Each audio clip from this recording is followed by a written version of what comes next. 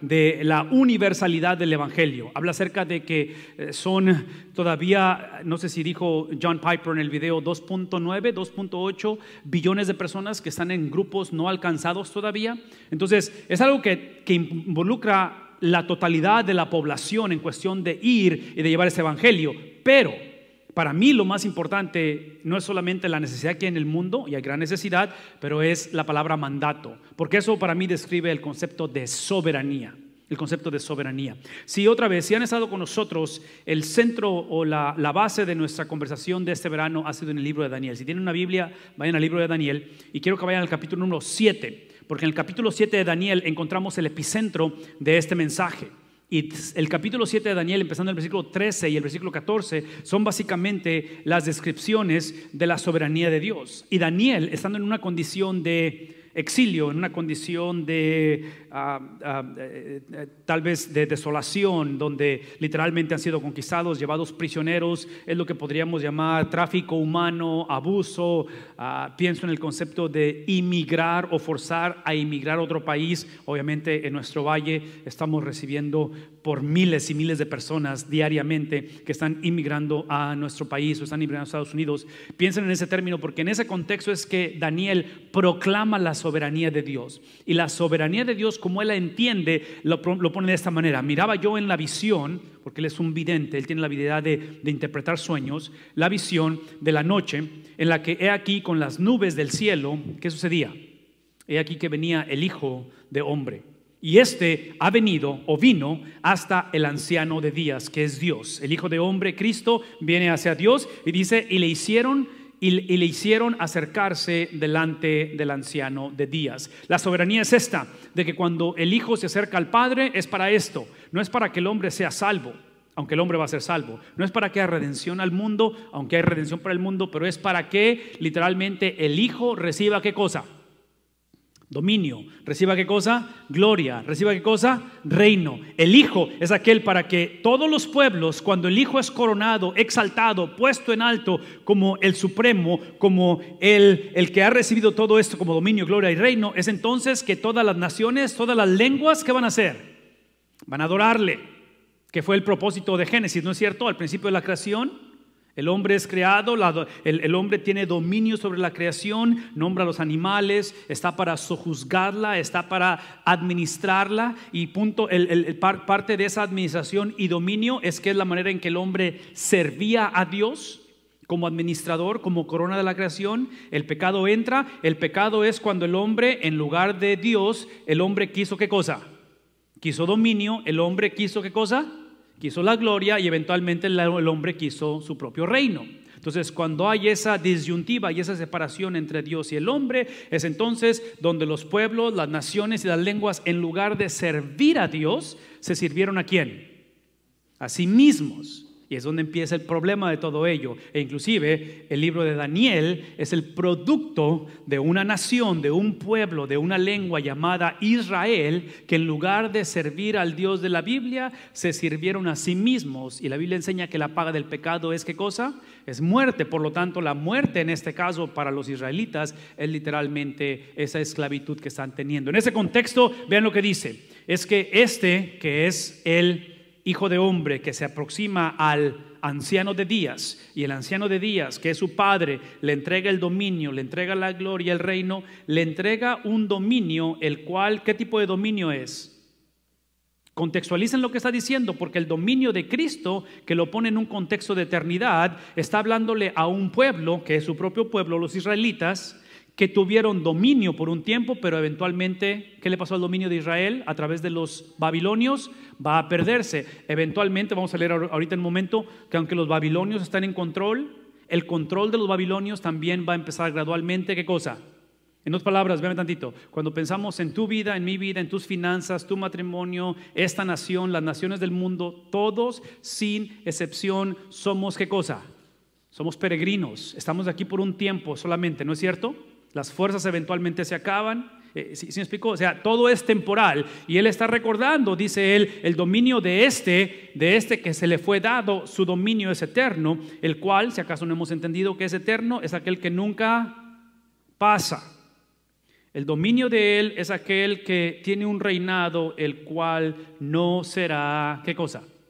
Entonces, si ustedes alguna vez quieren leer un poquito más en profundidad o escudriñar o estudiar el libro de Daniel, que es profecía, que tiene que ver con cosas del futuro, pero literalmente la profecía en la Biblia, especialmente en el Antiguo Testamento y el Nuevo también, pero en el Antiguo Testamento, la profecía, su énfasis, su enfoque no es el predecir el futuro, aunque involucra un poquito de esto, pero el enfoque principal de la profecía en el Antiguo Testamento es literalmente la revolución, la restauración, y pienso en el concepto de reformar, una reforma del presente. ¿Qué implica ello? Que cuando escuchamos estas palabras de Daniel, una vez más, hoy típicamente decimos profecía hacia el futuro. Lo que está diciendo Daniel es que el problema de Israel es que no entendieron que el reino de Cristo es eterno, su dominio es para siempre. ¿Me explico? El problema de Israel es que en un momento dado, bajo la cautividad de los babilonios, van a ver a los bullies, van a ver a los que están oprimiendo como que si ellos son eternos. Entonces, traduzcan esto en nuestro contexto en donde estamos, sea una situación familiar, una situación tal vez de salud, una situación a nivel gobierno, independientemente cuál sea el reto que estemos viviendo, la situación difícil que estamos viviendo, todo es temporal. Todo es temporal. Lo único que es eterno, dice, es el reino de Dios. Por lo tanto, aquí está la pregunta. La pregunta de la soberanía de Dios es si Dios es soberano o si Dios está ejerciendo su eternalidad en nosotros. Si hemos llegado al punto en el cual hemos reconocido que su reino es eterno y por lo tanto Él debe de reinar ¿en dónde? En nosotros. La pregunta es ¿qué significa ello? Y pregunto ello porque una vez más, esto está dado en un contexto de caos, de exilio, de conflicto, de división, donde el pueblo de Israel, su liderazgo, sacerdotes, líderes, gobernantes, se prostituyeron, se fueron tras otros dioses, en fin, es un caos. Y en ese caos, Daniel es que describe la soberanía de Dios. Si en tu vida, si en tus relaciones, otra vez, interpersonales, si la situación en nuestro mundo es un poquito caótica, es el cuadro perfecto ¿para qué? No para que mejore la situación, aunque queremos que mejore, pero es para declarar la soberanía de ¿quién? La soberanía de Dios. De que Dios, su dominio no depende de que nuestra condición mejore. De que a lo mejor su dominio está llevándose a cabo en un contexto de disfuncionalidad, en un contexto donde la gente está rindiéndose, en un contexto donde no hay esperanza. Tal vez sea el caso. Bueno, el capítulo 2 de Daniel, vayan al capítulo 2 ahora. En el capítulo 2 encontramos la narrativa de que ahora el que está en control, que su nombre es Nabucodonosor, que es el rey de Babilonia, es el que conquistó el pueblo de Israel. Él se encuentra en una situación donde la palabra en inglés es disturb, es donde se encuentra él ahora en una situación, no sé si pudiera usar el término de depresión extrema, tal vez cuando nos dan los famosos panic attacks. ¿Saben de qué estoy hablando? Esos momentos en los cuales hay ansiedad y no podemos dormir o tenemos ciertos ataques que no podemos controlar emocionalmente, físicamente, tal vez espiritualmente. Es el contexto del capítulo 2, pero no del pueblo de Israel, del que estaba en control. Y parte del problema de Nabucodonosor es que él tuvo precisamente lo que tuvo Daniel, tuvo un sueño o una visión. Y él empieza con una situación donde no entiende qué está pasando. Yo pienso que Nabucodonosor era como bipolar, no sé, a lo mejor, no sé cuál sea su problema, pero está desesperado y él en su posición de autoridad manda llamar a todos los videntes o a los que tienen la habilidad de interpretar sueños. Y literalmente les demanda y les dice, ustedes están aquí para interpretar mi sueño, díganme qué es. No pueden y los amenaza, les dice, si no lo interpretan, los voy a matar. Y voy a matar toda su descendencia y no quedará uno sobre ustedes. Eventualmente alguien se acuerda y dice, existe este joven llamado Daniel que probablemente puede interpretar el sueño.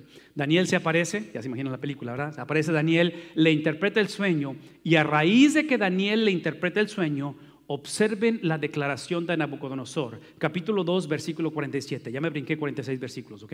Así es que esa es la versión sintetizada de ello. Dice Nabucodonosor, este rey que está en esta situación de no saber qué hacer con su vida, dice, tu Dios, hablando de Daniel, tu Dios, ¿quién es tu Dios? Él es el Dios de ¿qué? En otras palabras, observen eso, Nabucodonosor como rey, babilonios, los caldeos, ellos eran politeístas. Eran personas religiosas, simplemente que adoraban una multiplicidad. La palabra poli significa muchos. Entonces, adoraban una multiplicidad de dioses. Y lo que está haciendo Nabucodonosor, cuando ve que Daniel tiene la habilidad que nadie más tuvo de interpretar sueños, él dice: el Dios que tú adoras, tu Dios, Daniel, es el Dios sobre todos los dioses. Y es el Dios el cual es soberano ¿sobre quién?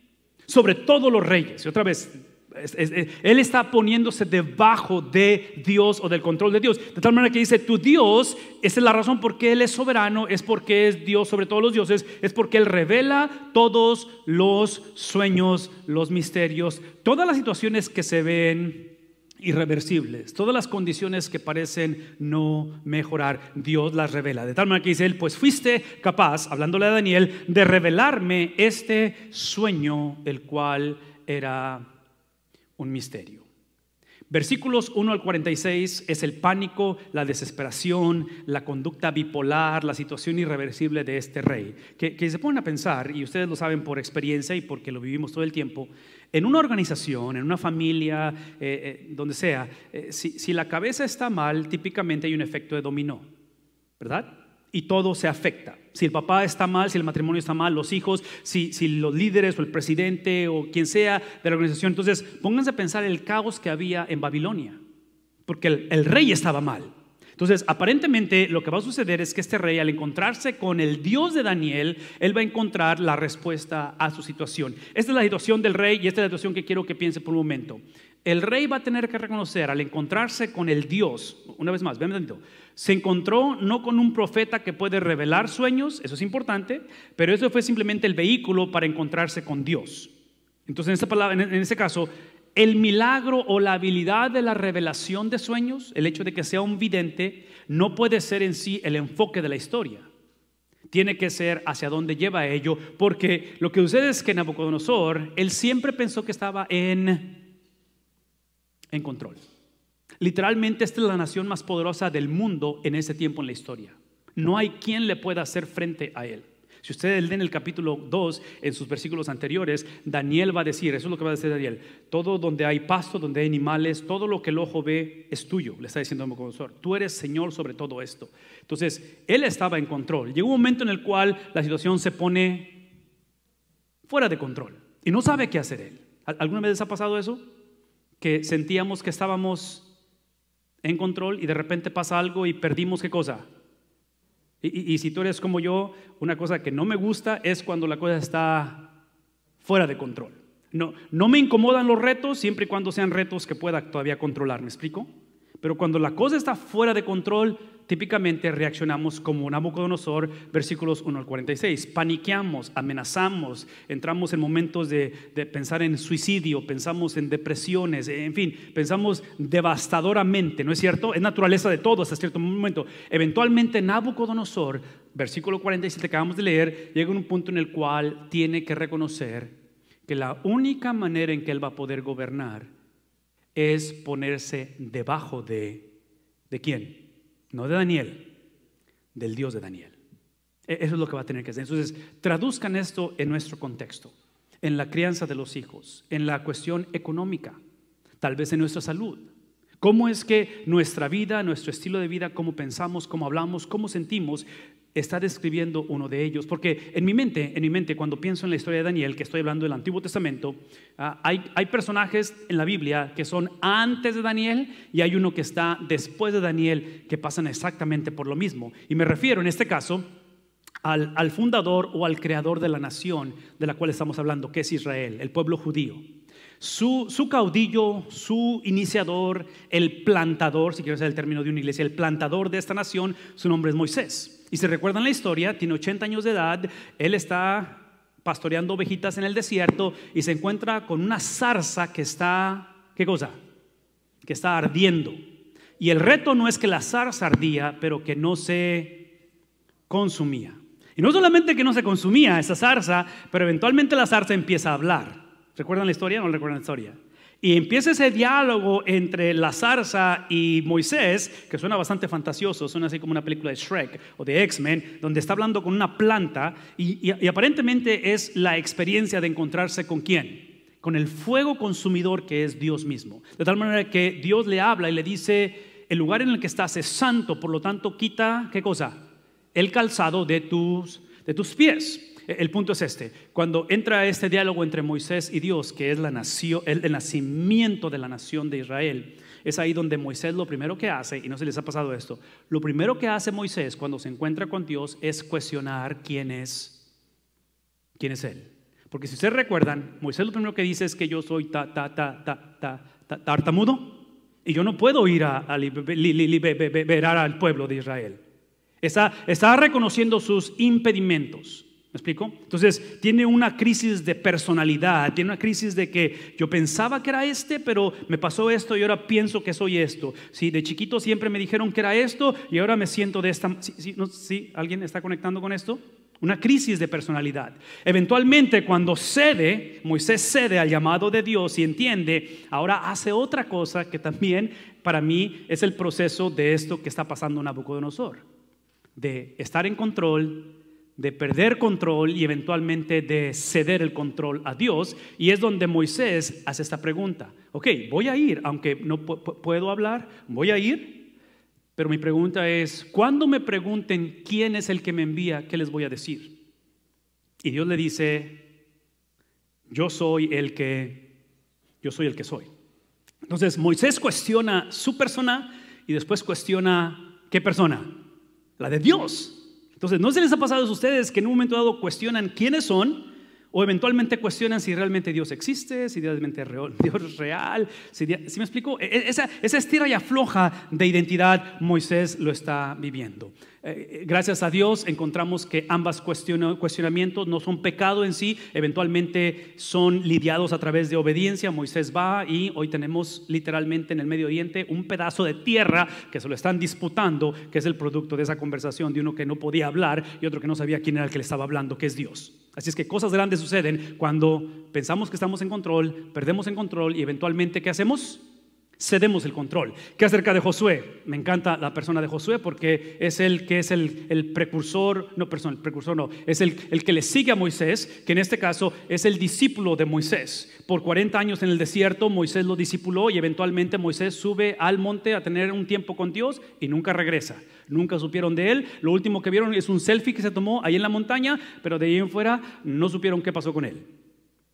Y Moisés muere y aparece Josué en la historia. Den la vuelta a la página del libro de Deuteronomio y el primer capítulo, el primer versículo del libro de Josué, hablando Josué en tercera persona. ¿Saben de qué estoy diciendo? En tercera persona, así dice el libro de Josué. Dice: Josué, hijo de Nun, siervo ¿de quién?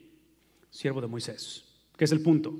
Que aparentemente, aun cuando Moisés ya se había ido y Josué está ahora como aquel que no va a crear la nación de Israel, va a tener que discipular la nación de Israel, porque ahora ya en inglés decimos es crunch time. Si estuvieran jugando un deporte, están en los playoffs. Esa es la final, hay que poseer la tierra. Por 40 años le estuvieron dando vueltas y vueltas al desierto, ahora hay que poseer la tierra. Entonces el reto no es la posesión de la tierra, que la van a poseer, el reto es no mezclarse con los que están viviendo ahí. ¿Recuerdan eso?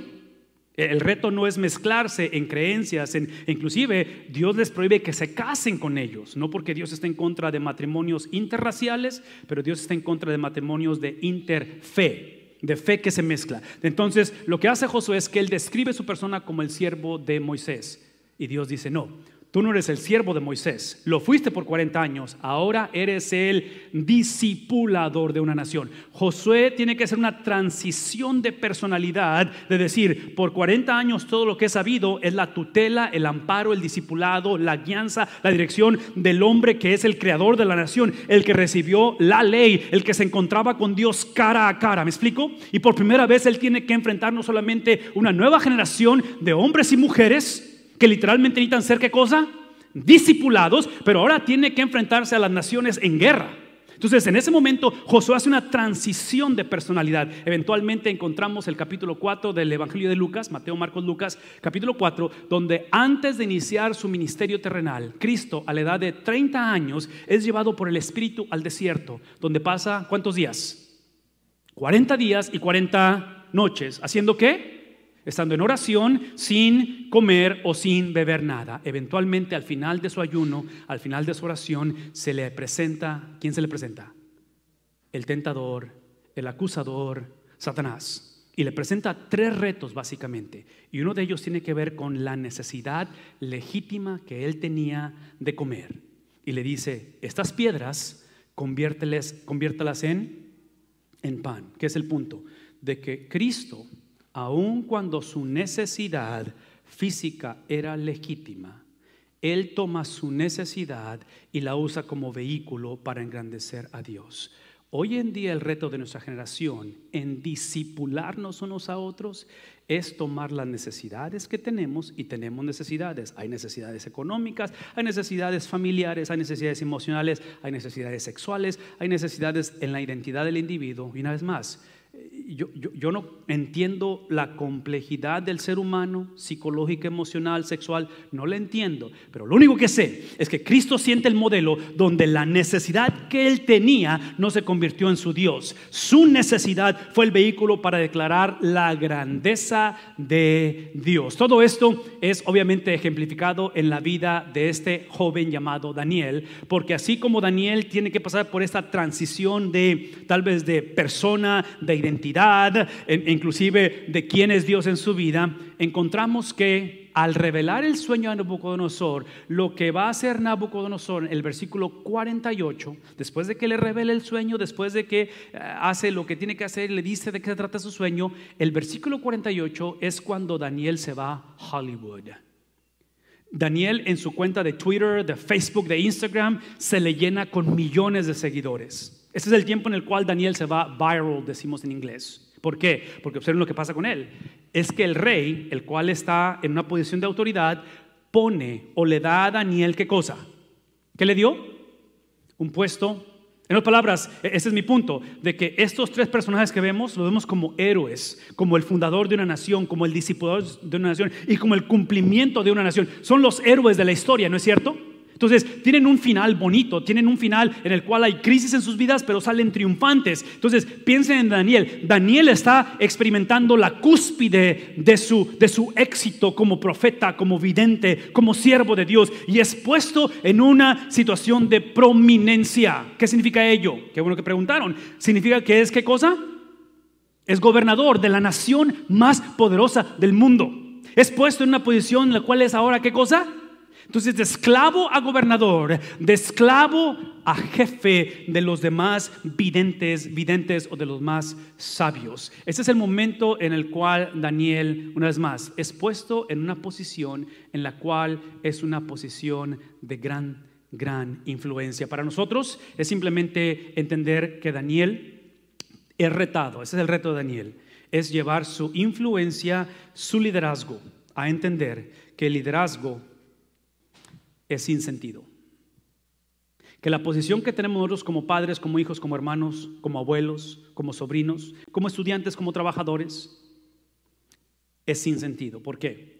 Porque cuando Daniel llega, no que no tenga sentido, ¿okay? Es sin sentido. ¿Tiene sentido? Es sin sentido.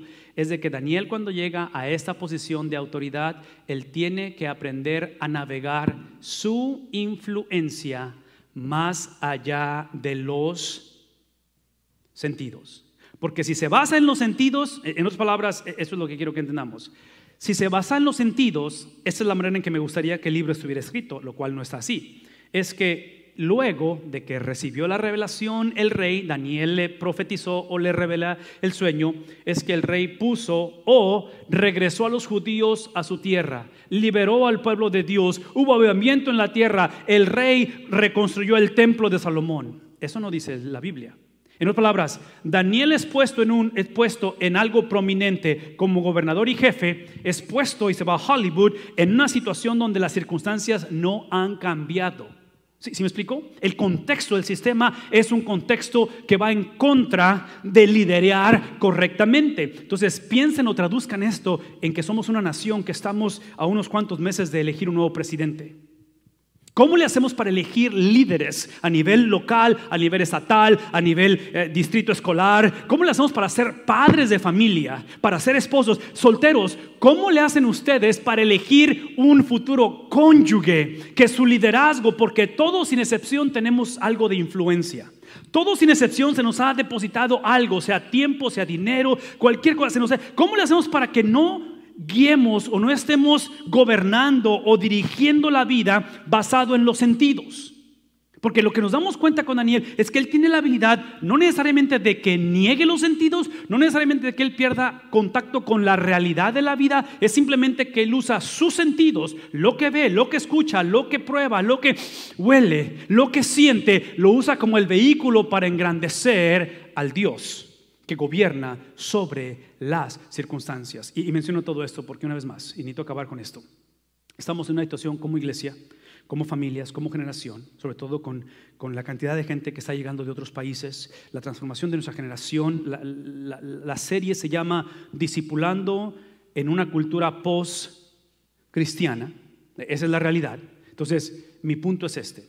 Conforme pensamos, en este caso, de un aspecto gubernamental, de un aspecto de liderazgo, piensen en el papel que juega la iglesia, piensen en el papel que juega el gobierno, piensen en los valores con los cuales ambas entidades, ambas organizaciones u organismos son creados para Dios, son creados por Dios, son creados para la proclamación de la gloria de Dios. Y nos damos cuenta a través de los babilonios que independientemente si la iglesia o si el gobierno quieren someterse a Dios, van a proclamar la gloria de Dios.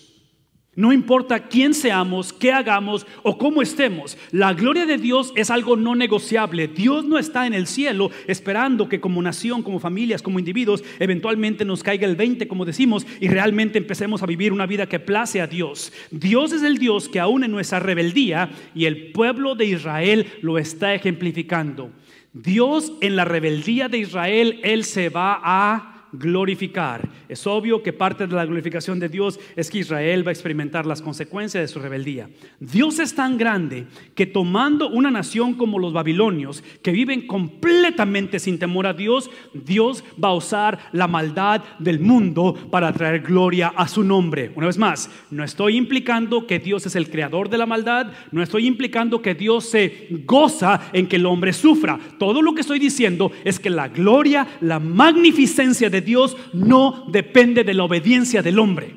Dios siempre es soberano, Dios siempre se glorifica. Por lo tanto, Daniel lo expresa de esta manera en el versículo 35. Antes de que él se va a Hollywood, antes de que él se va viral, antes de que él se convierte en el gobernante, en el jefe, observen la profecía de Daniel dando a este rey que no sabe qué hacer con su vida. Con ellos se hicieron añicos. ¿Qué cosa? Está ejemplificando los reinos, incluyendo a los babilonios. El reino, el que es ejemplificado como hierro, como barro, como bronce, como plata y eventualmente como oro. Vienen reinos, hay reinos y van a seguir los reinos y todos van a ser hechos, ¿qué cosa? Añicos. ¿Saben qué es la palabra añico? Si no saben qué es añico, háganla Google, pero es literalmente cuando se hace polvo, se hace nada. Los reinos, dice Daniel, dice la estatua se hizo polvo porque Faraón, o en este caso Nabucodonosor, en su sueño está viendo una estatua y dice la estatua se hizo ¿qué cosa? Añicos, de tal manera como el que vuela en el verano cuando se trilla el trigo. En otras palabras, es el tipo de polvo que lo va a mover ¿qué cosa? El viento, a como el viento place. Tú te sientes firme, tú te sientes fuerte, tú eres una estatua, tú eres inmovible. Dice Daniel, no, observa. Y dice, el viento barrió con la estatua y no quedó ni rastro de ella. Pero en cambio, dice Daniel, es la roca que dio contra la estatua. Si yo soy judío en ese tiempo y estoy escuchando al profeta Daniel, estoy escuchando al pastor de la iglesia, estoy escuchando al evangelista Daniel, a mí me encantaría que el versículo eventualmente dijera, en cambio, la nación de Israel que dio contra la estatua. Pero la Biblia no dice que es la nación de Israel quien va a vencer la estatua. ¿Quién vence la estatua? Dios vence la estatua. Cristo vence la estatua. ¿Sí me explico? El punto aquí es la soberanía de él, de tal manera que dice, se convirtió ¿en quién se convierte esa roca, ese Cristo? En una montaña enorme, la cual su gloria, su poder, su soberanía es aquella que llena literalmente la tierra. Lo interesante de esto es que esta profecía, este mensaje, esta afirmación, esta seguridad con la cual Daniel está hablando, no solamente le pudo haber costado la vida, pero la está dando en el versículo 35, que la da la da antes de que se vaya a Hollywood. El 48 es cuando se va a Hollywood. El 48 es cuando se convierte en jefe, en gobernante. ¿Qué es el punto? Véanme tantito, es el punto de que muchos de nosotros estamos dispuestos a profetizar, a hablar, a creer, a anunciar, a decir, a vivir, a sentir, a procesar en nuestra mente el versículo 35 si primero me pone el 48 en el 34. Si primero Dios me lleva a Hollywood, me concede lo que yo quiero y entonces le voy a creer. ¿No? ¿Sí? ¿Algunos? ¿Estamos viendo lo que está pasando aquí? Es simplemente la habilidad de Daniel de poder procesar la vida a través de la obediencia del mandato divino, que cuando es puesto en una posición de liderazgo, Daniel hace lo que Daniel hacía antes de estar en esa posición de liderazgo. Daniel no cambia simplemente porque ahora es líder y porque ahora tiene un puesto de influencia. Y es ahí donde él manifiesta eso tangiblemente en el 49. Se va a Hollywood, se va viral, tiene esta influencia. Y lo primero que hace Daniel es solicitar, pedir, ¿qué cosa? Que el rey nombre a sus compañeros de oración, que se llaman Sadrach, Mesach y Abednego. Estando en esa posición de autoridad es que él intercede por otros. Lo primero que hace es que usa su influencia para bendecir a los destituidos, para bendecir al que está batallando, para bendecir al que no merece ser bendecido, para restaurar al que merece estar en condenación. Y dice la Biblia que él los pone como administradores de la provincia de Babilonia, y Daniel por su parte permanece en la corte real. Hace 2000 años el apóstol Pablo, en el segundo capítulo de Filipenses, dice que Cristo, estando en la misma condición como Dios, con Dios, no escatimó esa relación de intimidad, esa relación trina de Padre, Hijo y Espíritu Santo como algo a lo que se iba a aferrar. Pero en la condición de su divinidad, de su deidad, de su autoridad cósmica, es que Él decide literalmente venir y radicar y ser formado en el vientre de una jovencita. Y su nacimiento virginal es para tomar toda su influencia, todo su poder, todo su dominio, y lo empezó a compartir con los niños, con las mujeres, la compartió con gentiles, lo compartió con un recaudador de impuestos, llama a pescadores, llama a hombres y mujeres que la sociedad había marginado. Cristo es el ejemplo supremo de alguien que hace una solicitud ante el Padre. La razón que la iglesia tiene un mandato global es porque Dios ha posesionado, Dios ha dado a esta iglesia, mucho o poco, influencia, autoridad. Nos ha puesto en una condición en la cual nos ha traído a ser bendecidos por Dios. Lejos estemos de ser la generación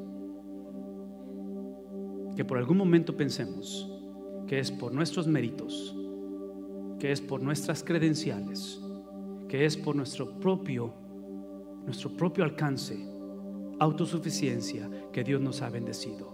Lo poquito o lo mucho que Dios ha puesto en ti es para usarlo para bendecir a otros.